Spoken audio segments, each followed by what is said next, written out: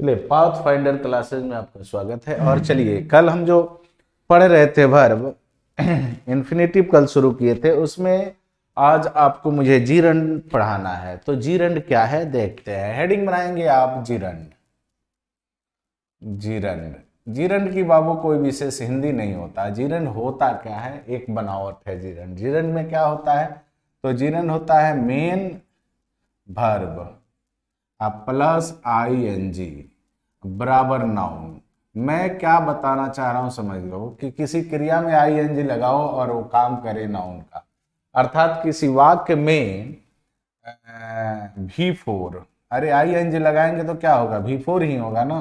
अगर वो सब्जेक्ट के स्थान पर आ जाए या फिर ऑब्जेक्ट के स्थान पर आ जाए, इन दोनों के स्थान पर आ जाए, तो इस V4 को कहेंगे जीरंड। क्या कहेंगे, जीरंड। ध्यान से देखेंगे, जीरंड बहुत आसान चीज है। मैं डिफिनेशन बाद में देता हूं, पहले इसको समझ लिए। जैसे मैं कहूं कि walking walking is good for health. देखिए, वॉकिंग यहाँ सब्जेक्ट के स्थान पर आ गया। और वॉकिंग क्या है, तो क्रिया का आपका देखने में लग रहा होगा कि V4 है, लेकिन काम क्या किया, सब्जेक्ट का। और सब्जेक्ट क्या होता है, नाउन होता है। अब दूसरा एक वाक्य लिखते हैं जो आपको ऑब्जेक्ट के स्थान पर, जैसे मैं कह दूं कि लता लाइक्स स्विमिंग।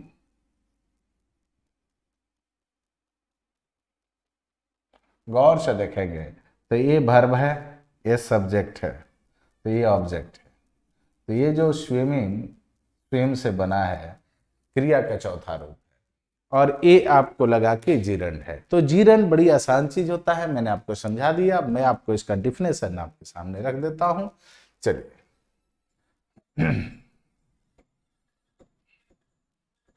तो क्रिया में आईएनजी लगाकर जीरंड बनाया जाता है, और वह किसी वाक्य में नाउन के स्थान पर आ जाता है। और नाउन किसी वाक्य में कहां कहां आते हैं, तो या तो सब्जेक्ट के स्थान पर आता है या तो ऑब्जेक्ट के स्थान पर आता है। ठीक है, कहेंगे कि वेन V1 प्लस आईएनजी, कहेंगे when V1 plus ING is used as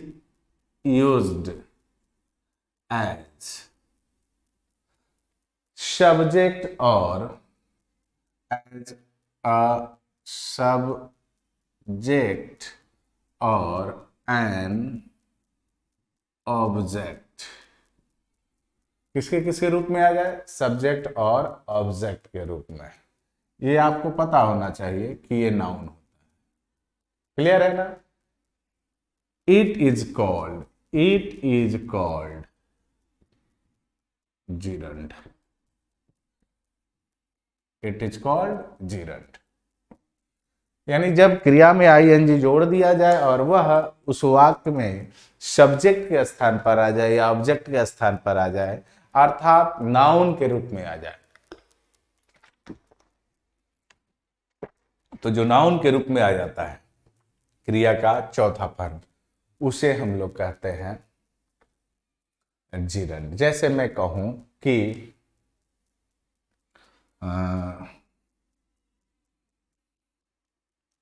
swimming is good for health. आपने देखा कि यहां ये वर्ब है और इस वर्ब से पहले सब्जेक्ट आया, यानी सब्जेक्ट यानी नाउन, सब्जेक्ट यानी नाउन। और ये क्या है, तो ये है जीरंड। क्यों जीरंड है, क्योंकि ये क्रिया में आईएनजी लिया है, और क्रिया में आईएनजी लेकर वाक्य के सब्जेक्ट के रूप में आया है। और हम अच्छी तरह से जानते हैं कि किसी वाक्य का सब्जेक्ट नाउन या प्रोनाउन होता है। कहेंगे कि आई लाइक डांसिंग। देखेंगे ध्यान से ये आपका वर्ब है और इसका ऑब्जेक्ट है डांसिंग, ये इसका सब्जेक्ट है। तो यहाँ डांसिंग, डांस में आईएनजी लगा है और ये ऑब्जेक्ट का काम किया है। आई लाइक डांसिंग करे, आई लाइक वॉकिंग करे, आई लाइक स्विमिंग करे, कुछ भी करे, यही होता है। तो आपने देखा कि ये क्या है। अब जो नाउन काम करता है, यानी जो नाउन काम करता है वही यह भी काम करेगा, किसी वाक्य का सब्जेक्ट बनेगा और किसी वाक्य का ऑब्जेक्ट बनेगा। आपने देखा कि इसमें पहले वाक्य में ये सब्जेक्ट का काम किया और दूसरे वाक्य में यहाँ डांसिंग किस रूप में आया है, तो ऑब्जेक्ट के रूप में आया है, लेकिन है कौन, तो क्रिया का चौथा रूप है। बात समझ गए। लेकिन यही अगर वर्ब के स्थान पर आ जाए तो क्रिया का चौथा रूप कहलाएगा, जीरंड नहीं कहलाएगा, ध्यान में रखेंगे।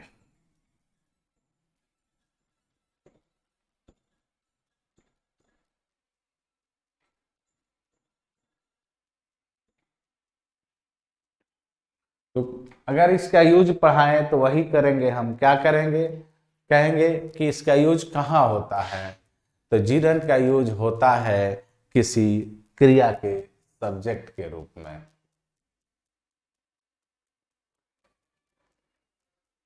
अब चूंकि इसका निर्माण वर्ब से हुआ है, इसलिए इसको एक और नाम से भी कहीं कहीं बुलाया जाता है। किसी ग्रामर में आपको मिलेगा, यानी कोई कोई ग्रामेटिशियन इसका नाम दिए हैं, वो कहते हैं वर्बल नाउन। क्यों वर्बल नाउन कहते हैं, क्योंकि यह वर्ब से बना है, इसीलिए इसे वर्बल नाउन कहा जाता है। अब ऐसे भी कह सकते हैं हिंदी में आप चाहिए तो, कि वर्ब का वह रूप, कहेंगे कि क्रिया, पोस्ट में लिखते हैं वर्ब का वह रूप, क्रिया का वह रूप जिसके अंत में आईएनजी, जिसके अंत में आईएनजी लगा होता है, लगा होता है, जिसके अंत में आईएनजी लगा होता है, जो जो वाक्य में नाउन का काम करता है, काम करता है, उसे जीरंड कहते हैं, उसे ही जीरंड कहते हैं। अब इसके यूज की बात कर लेते हैं, आइए देखते हैं। हेडिंग बनाएंगे, use of gerund.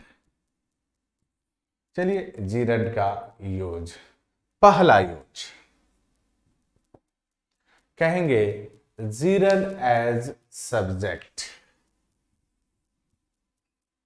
Gerund as subject. पता ही है कि नाउन किसी वाक्य का सब्जेक्ट बनता है, तो जीरंड बन रहा है, यानी जीरंड यह नाउन का काम करेगा। कहेंगे जीरंड का प्रयोग, जीरंड का प्रयोग किसी वाक्य में, किसी वाक्य में नाउन के तरह, नाउन के तरह किसी वर्ब के सब्जेक्ट के रूप में किया जाता है, सब्जेक्ट के रूप में किया जाता है। ये आपका पहला प्रयोग है। जैसे मैं कहूं कि running is good exercise. Running is a good exercise. देखेंगे कि यहां रनिंग इस वाक्य का सब्जेक्ट के रूप में आ रहा है। ठीक है, मैं कहूं कि रीडिंग इज हरीज पैशन। मैं कहूं कि रीडिंग इज हरीज पैशन। जुनून है, यहां ये सब्जेक्ट है, ये वर्ब है, तो आपने देखा ये सब्जेक्ट के रूप में आया, यानी पढ़ना हरी का जुनून है। Reading is Hari's passion. अब कहेंगे रीडिंग इंप्रूव योर नॉलेज। कहेंगे कि रीडिंग improves your knowledge। अब यहां ध्यान से देखेंगे, इम्प्रूव जो लगा, ये रीडिंग है, ये सब्जेक्ट है। पता ही है आपको कि सब्जेक्ट के अनुसार वर्ब लगता है, यानी ये जीरंड क्या होता है। तो देखिए, मैं इसमें एस लगाया, एस या एस लगाकर किसी वर्ब को क्या बनाते हैं बाबू, सिंगुलर बनाते हैं। तो आपने देखा कि रीडिंग के लिए हम सिंगुलर वर्ब का प्रयोग किए, यानी आप कंसेप्ट क्लियर रखिए कि जो जीरंड होता है वो सिंगुलर होता है। जीरंड जो होता है वो क्या होता है, सिंगुलर होता है। एक कंसेप्ट आपके पास क्लियर होना चाहिए। आगे बढ़ते हैं, चलिए दूसरे यूज की तरफ बढ़ते हैं।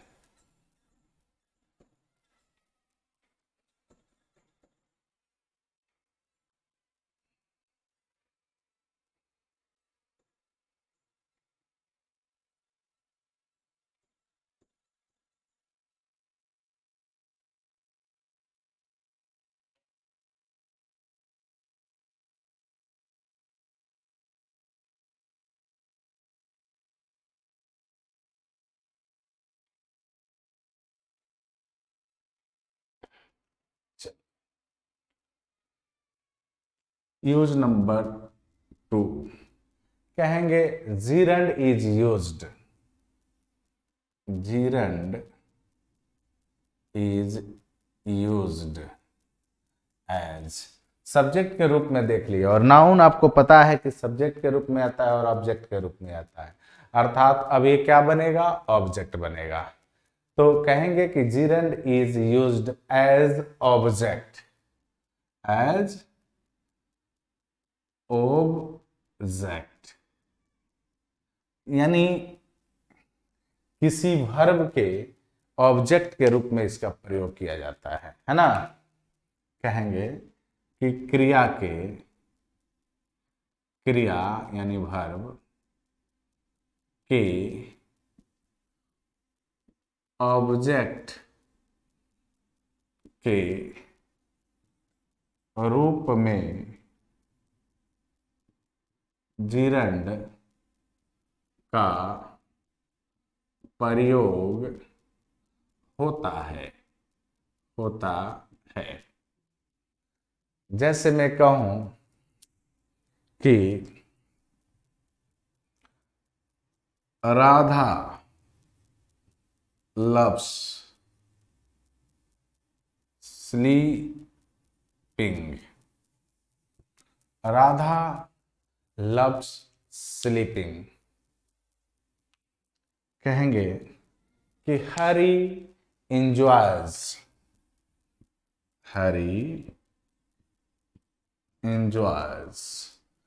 किसका आनंद ले रहा है, तो रीडिंग एट होम कर दो, घर पर, यानी हरी घर पर पढ़ने का आनंद लेता है। तो आप ये देखिए कि ये किस रूप में आया है। मैं कहूं स्टॉप लाफिंग, स्टॉप लाफिंग, देखिए आप खुद पाएंगे कि ये किस में आता है। ही लाइक्स डांसिंग, तो किस में आएगा? ए वर्ब हो गया और इसका ये ऑब्जेक्ट हो गया, और वर्ब ऑब्जेक्ट। तो याद रखेंगे कि जिरंड का दूसरा जो प्रयोग होता है वो ये कहते हैं कि जिरंड का प्रयोग किसी वाक्य में ऑब्जेक्ट के रूप में किया जाता है। नेक्स्ट, इसका तीसरा यूज।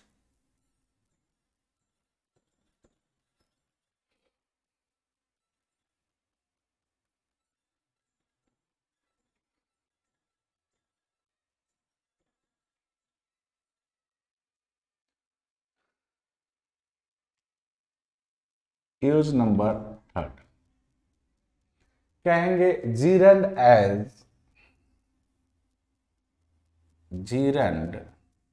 As object. अभी आपने पढ़ा था ऑब्जेक्ट, लेकिन किसका? ऑफ प्रेपोजिशन,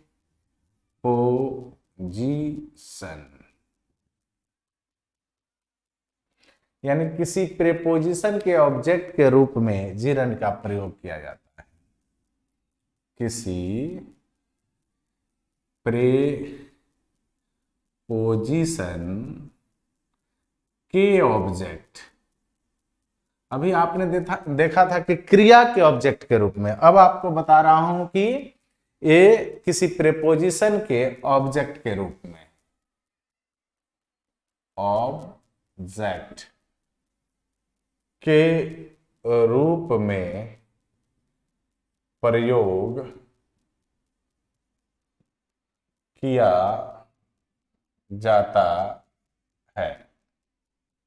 यानी जिरंड का प्रयोग किसके रूप में करेंगे? तो किसी ऑब्जेक्ट के रूप में। लेकिन किसका ऑब्जेक्ट? तो प्रेपोजिशन के ऑब्जेक्ट के रूप में। जैसे Shyam is fond of reading novel। ये जो श्याम है वो शौकीन है, चाहे माने श्याम को शौक है किसका? उपन्यास पढ़ने का, यानी श्याम को उपन्यास पढ़ने का शौक है। अब यहां आप देखेंगे कि ऑफ का रीडिंग ऑब्जेक्ट है। तो ऑफ आपको पता है कि ये क्या है? प्रीपोजिशन। एक और वाक्य को लेते हैं।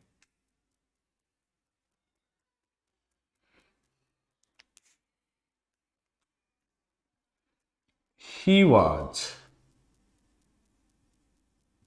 punished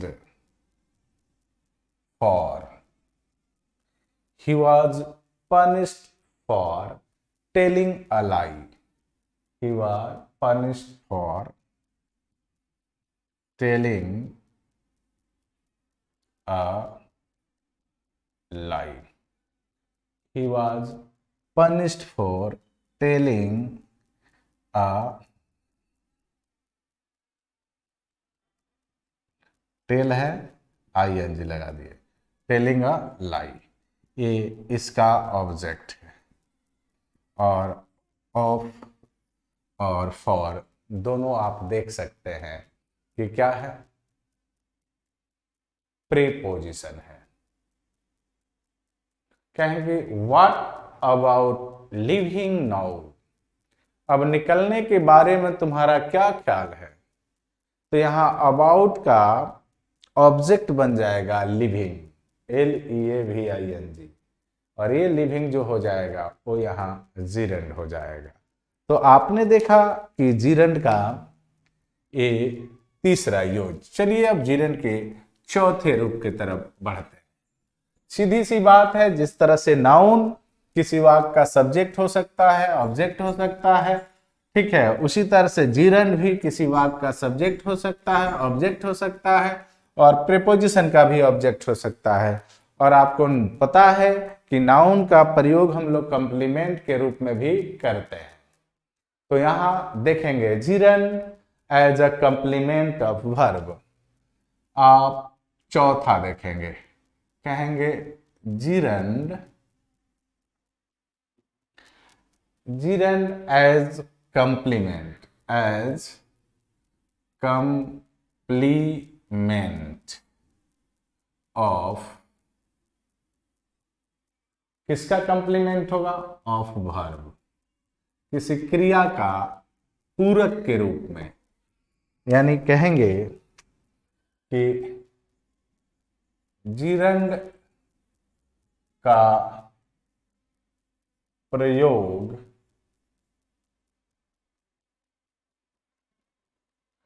किसी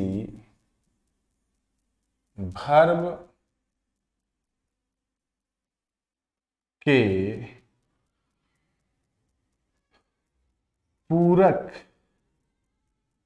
के रूप में किया जाता है। आपको पता है कि नाउन का भी प्रयोग हम लोग क्या करते हैं? किसी न किसी पूरक के रूप में कहते हैं। जैसे मैं कहूं कि माई हॉबी इज, मैं कहूं कि my hobby is, hobby is मेरा शौक है। क्या शौक है भाई? तो इसको पूरा करने के लिए मान लो मैं लिख दूं पेंटिंग, पेंटिंग। ध्यान से देखिए, तो इस कंप्लीमेंट है। बात समझ गए? मैं कहूं कि my weakness is, my weakness is smoking, मेरी कमजोरी है क्या? स्मोक करना। तो यहां आप देखिए मेरी कमजोरी है क्या, पता नहीं चल रहा है। तो उस वाक्य को पूरा करने के लिए हमने क्या किया? स्मोकिंग लिखा, यानी जिरंड लिखा। यानी जिरंड का प्रयोग किसी वाक्य में कंप्लीमेंट के रूप में भी किया जाता है। कुछ स्पेशल इसके यूज हैं, आप मन करे तो इसको VVI कर लेना या फिर नंबरिंग के साथ इसको पढ़ते चलना। ठीक है, वैसे VVI करके रखना, ज्यादातर या एयरफोर्स वगैरह में इससे संबंधित बातें क्वेश्चन आते हैं। चलिए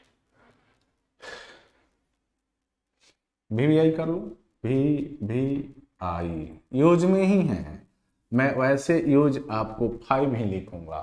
लिखेंगे gerund may be used, gerund may be used after, gerund may be used after these words। देखो कुछ वर्ड्स में बता रहा हूं जिन वर्ड्स के बाद gerund आ सकते हैं। एवॉइड के बाद gerund आते हैं, एंजॉय के बाद gerund आते हैं, माइंड के बाद gerund आते हैं, हेट। समझ गए? इन सब के etc, यानी इनके बाद gerund आना चाहिए, gerund आता है। समझ गए? तो देखते हैं, जैसे कहें यू शुड एवॉइड, अब यहां कुछ लिखना होगा, gerund लिखना होगा। जैसे मैं लिख दूं डांसिंग, तुम्हें एवॉइड करना चाहिए किसका? डांसिंग का। He should enjoy, he should enjoy playing, यानी उसे खेलने का आनंद लेना चाहिए। तो ध्यान से देखेंगे तो आपको बताया आई हेट डांसिंग, मैं नाचना पसंद करता हूं। तो ये शब्द जो बताए हैं उन शब्द के बाद क्या आते हैं, तो जीरंड आते हैं। ठीक है, आइए अब एक और जो भी आई ही है इसकी भी चर्चा यहां कर लिया जाए और यहीं पर जीरंड ऑफ कर दिया जाएगा।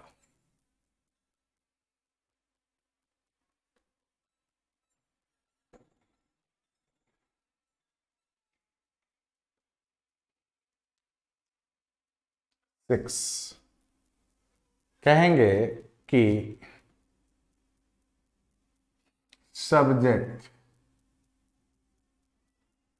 प्लस इज, एम, आर या वाज या वर, यानी सब्जेक्ट के बाद is, am, are, was, were, उसके बाद यूज्ड टू, उसके बाद क्या होगा, यूज्ड टू, सब्जेक्ट के बाद इज, एम, आर और इज, एम, आर या फिर वाज, वर, और उसके बाद आ जाएगा यूज टू, कॉमा लगा देते हैं। एडिक्टेड टू, एडिक्टेड टू, माने कोई आ जाए, एडिक्टेड टू आ जाएगा। Accustom to, accustom to, to, ठीक है, और उसके बाद जो आएगा यहां वो आएगा जीरंड, यानी सब्जेक्ट के बाद इज, एम, आर, वाज, वर के बाद यूज्ड टू आ जाए, एडिक्टेड टू आ जाए, कस्टम टू आ जाए, तो उसके बाद जो शब्द आएगा वो आता है जीरंड।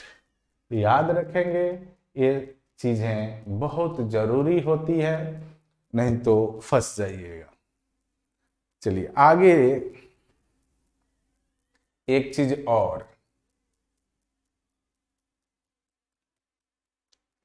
जैसे लिख ही देते हैं इसका, ही इज यूज्ड टू प्लेइंग, देख रहे हैं। आगे चलिए एक और इसका देख लेते हैं, पजेसिव एडजेक्टिव का नाम आप सुने होंगे, और पजेसिव एडजेक्टिव, अभी एडजेक्टिव बाकी है, पढ़ाएंगे तो उसमें चर्चा हम करेंगे। चलिए 7 नंबर में देख लेते हैं, जैसे हो जाए माई, आवर, पता है, हिज, हर, हिज, आर, ये सब पजेसिव एडजेक्टिव है। देयर, चाहे राम्स, सिताज, कोई भी नाम ले लो, सिताज।